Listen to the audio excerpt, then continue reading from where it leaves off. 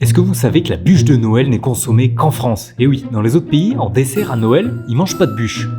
Mais s'ils mangent pas de bûche, alors qu'est-ce qu'ils mangent? Et en premier, on va commencer par le Japon. Un pays à l'autre bout du monde consomme forcément pas une bûche, mais un gâteau très intéressant. Dans un bol, j'ajoute 120 g de sucre, 3 gros œufs et je fouette 5 minutes pour que ça blanchisse bien. Je tamise 120 g de farine que j'incorpore doucement. J'enfourne 25 minutes à 170 degrés. Dans un bol, je fouette de la crème entière, j'ajoute du sucre et je remélange. Une fois mon gâteau cuit et refroidi, je le coupe en deux, je tartine ma chantilly, j'ajoute des fraises coupées, encore de la chantilly, je referme, je retartine de la chantilly tout autour, je termine avec des fraises et encore de la chantilly. Christmas cake en japonais désignait une femme célibataire après 25 ans, parce qu'apparemment ce gâteau-là se vend plus après Noël. Ça a été jugé un peu trop sexiste.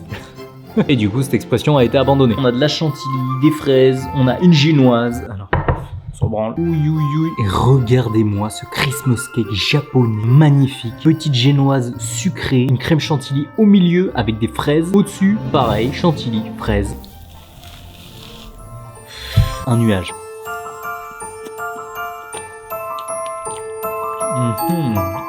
Oh Jérémy, tu t'es surpassé là. Ouais. C'est bon, c'est léger. Hop, la deuxième coupe avec un autre angle.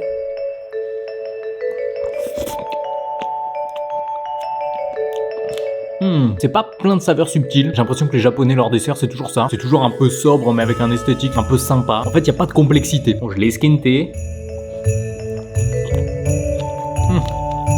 Les points positifs, c'est le petit contraste de texture, moelleux, un peu ferme, hyper crémeux, onctueux avec la chantilly, un peu plus de peps, de croquant avec la fraise, un bon équilibre simple, sucré mais pas trop. Ça, c'est du gâteau que j'aime bien. Pour l'instant, il va du coup en première place, parce que progressivement, ça va soit descendre, soit monter. Je vais lui mettre un 7. Ok, je peux pas passer la barre des 8, parce que ça manque un peu de complexité. Moi, j'aime bien les choses complexes. Pas de complexe, mais je suis complexe. 7, le premier. Deuxième dessert, et on passe à la France. Bon, vous connaissez la bûche, mais on va quand même en déguster une petite pour se faire une petite base, ok? Chez Augustin, c'est la pâtisserie d'amis à moi, enfin des gens que je coachais, qui ont 3 pâtisseries aux alentours d'Avignon. Voilà, si vous voulez aller tester, c'est excellent, c'est pour ça que je l'ai prise là-bas, mais bien sûr, j'ai pris qu'une petite bûche parce que je vais avoir beaucoup de desserts à manger. Petite bûche, pistache, apparemment fleur d'oranger. Il y a l'air d'avoir un petit biscuit en dessous, une petite mousse, ganache, je sais pas trop, un insert au milieu, je pense, à la pistache. Et un espèce de petit, on verra bien en goûtant, petite chantilly, 2-3 pistaches. J'ai l'habitude de manger des bûches, on va plus se fier à mon avis général, mais dans cette vidéo, on va quand même déguster cette petite bûche.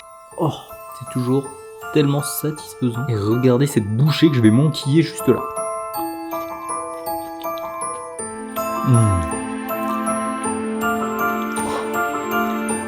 Oh, le contraste de texture, la fleur d'oranger en fond. Alors je sais qu'il n'y a pas tout le monde qui est ultra fan, moi j'adore. La petite pistache, elle est délicate. On a le petit biscuit croquant, j'ai l'impression imbibé de fleur d'oranger. La pistache, elle est pas trop intense, juste ce qu'il faut. Ça apporte une petite texture gélatineuse assez rigolote. On arrive à un moment de vérité. Est-ce que la bûche, ça passe au-dessus du Christmas cake japonais ou non? Eh bien, ça va être très simple, c'est oui. Mais bref, il y a quand même des beaux desserts qui arrivent de d'autres pays très intéressants. Voyons voir ça. Et troisième pays, le Christmas mood. Christmas pudding, des Anglais, des British, ils sont bien connus pour leur pudding, mais déjà, comment on a préparé ça? Dans un bol, j'ajoute 150 g de fruits secs, du jus de citron, du rhum, 50 g de sucre brun et je mélange. J'ajoute 30 g de beurre fondu, 2 œufs fouettés, 60 g de chapelure avec 15 g de farine, de la cannelle. Je couvre puis je cuis au bain-marie à couvert dans une casserole 25 minutes. Une fois cuit, je démoule et je badigeonne de sirop d'érable. Avant, c'était un plat qui permettait d'être bien conservé tout l'hiver et d'être consommé un peu tout le long. Après, c'est devenu un truc un peu plus luxueux, préparé plusieurs semaines avant Noël, conservé en fait et recuit après. Et le but, c'est que ça mature normalement. Il cuit en plusieurs heures aussi, j'ai fait une version express. Et normalement, on met de l'alcool dessus, on le fait flamber. Il y a une pièce cachée dedans, ça porte bonheur. Bon, il y a plein de... voilà, bref. Nous, ce qui nous importe, c'est de goûter et savoir si c'est vraiment bon. Ok, c'est bien, c'est un peu spongieux en fait, je sais pas si vous allez le voir, c'est sablé aussi. En fait, vu qu'ils utilisent de la chapelure, ça a un aspect un peu comme ça de semoule avec des raisins secs.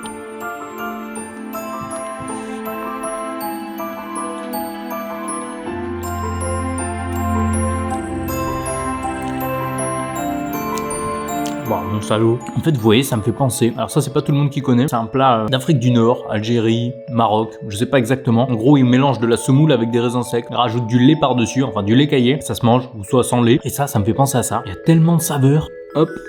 Merde.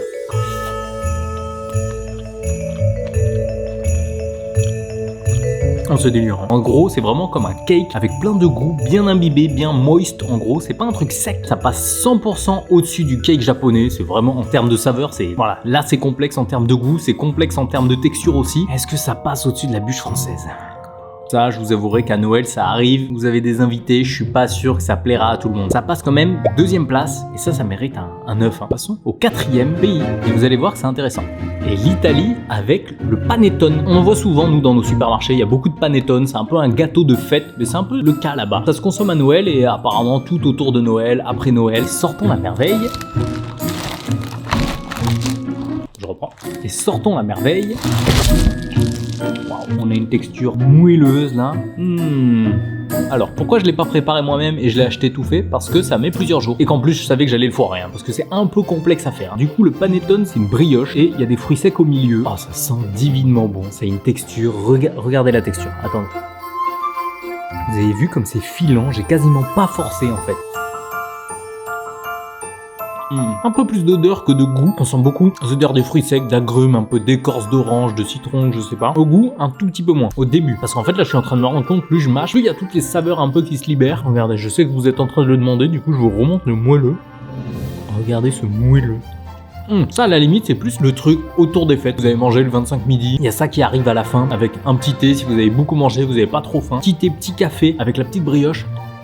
En termes de dessert de Noël, disons qu'on me ramène ça en dessert sur la table à la fin. Ça fait un peu moins dessert, je trouve. Désolé les japonais, les nippons. C'est nippon. Nippon, c'est raciste. Ça passe au-dessus du cake japonais. Est-ce que ça passe au-dessus du Christmas pudding anglais? Je crois pas. Ça prend du coup la 3e place. Et comme note, je mettrais un bon 8-9. C'est imbattable, mais bref, 3e place. Et le pecan pie américain. Je pensais que les Américains mangeaient de la bûche aussi à Noël, mais apparemment non. Ils sont plus un peu tarte. Pecan pie, tarte au chocolat. Mais pour la pecan pie, voici la recette. Dans un bol, j'écasse 3 œufs, j'ajoute un mélange de 120 g de sucre vanillé, sucre brun, sucre blanc, 100 g de beurre fondu et je mélange. J'incorpore 2 cuillères à soupe de farine, du sirop d'érable, puis j'ajoute 150 g à 200 g de noix. Je beurre un moule, je pose une pâte brisée, je coupe les bords, je verse ma préparation et j'enfourne 35 minutes à 180 degrés. Et voilà la pecan pie qui se mange tiède. Je me suis coupé une petite part, la pâte ici, les petites noix de pécan au milieu, le petit dessus là qui est un peu grillé, on dirait un peu un espèce de cookie. Ça donne envie. J'espère que là c'est assez cuit. Apparemment les noix de pécan c'est originaire d'Amérique du Nord et c'est pour ça. Moi je vais pas utiliser de noix de pécan parce que ça coûte vraiment une couille. Réellement 10 € à l'aveugle entre noix de pécan et noix classique. Il y a très peu de différence, c'est à peu près le même goût.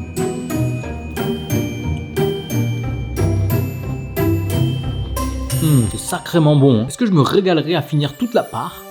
Je sais pas. Ça, c'est le genre de dessert qui doit s'accompagner plus d'un truc, d'une glace. Ça va être vraiment incroyable. Ce qui est sympa, c'est qu'il y a plein de textures. Vous voyez, on a les petites noix comme ça qui croquent puis qui fondent doucement un peu là. On a ce petit intérieur, c'est hyper moelleux, ça fond en bouche. Ben, ça, c'est un bon dessert. Mais je pense qu'il va aller en dessous du cake japonais. Disons que si je devais épater mes convives à Noël, ça serait pas le truc que je ferais, je pense. Franchement, ça mérite une bonne note de 6. Un bon 6, ok. Un peu sévère le 6, mais ça, du coup, ça passe en dernière place en dessous du cake japonais. Et on passe à la Norvège avec le riz crème. Mais avant tout, voici la recette. Dans une casserole, je verse 80 g de riz avec 500 ml de lait. À mi-cuisson, j'ajoute 30 g de sucre vanillé et je laisse réduire à petit feu tout en remuant. Je verse mon riz dans un bol, je laisse refroidir au frigo. Puis je mélange avec de la crème chantilly épaisse et je verse du coup les fruits rouges. Et voilà le magnifique riz crème avec le coulis. Bon, je veux pas trop vous le montrer parce que ça coule, c'est dans le nom, c'est un coulis.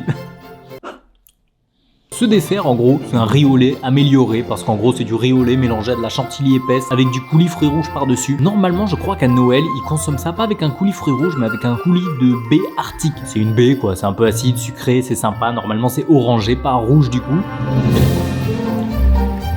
Oh mon salaud. Le fait de mélanger de la chantilly au riz au lait, ça retire un peu son goût au riz au lait. Ça le rend un peu plus doux. Le petit coulis, quand même, il fait la différence.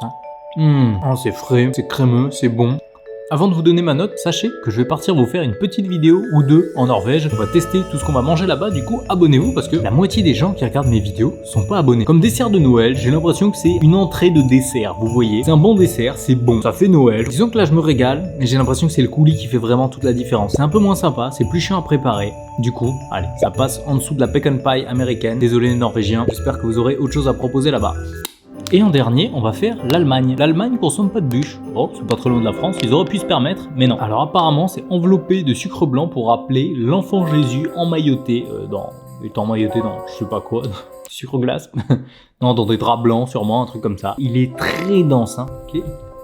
Ça a l'air d'être le gâteau calorique là. On a un gâteau sec, des fruits secs, du sucre glace. À l'odeur, ça sent l'amande.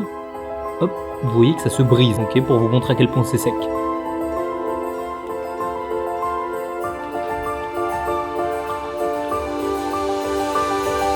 C'est très bon, c'est sec, c'est pâteux en bouche. Et les saveurs un peu des fruits secs. Hop, regarde, on va se couper un bout là pour avoir la pâte d'amande. C'est vrai que ça ajoute un truc en plus. Ça fait très Noël, mais ça fait plus tea time de Noël. Franchement, on me sert ça à la place de la bûche.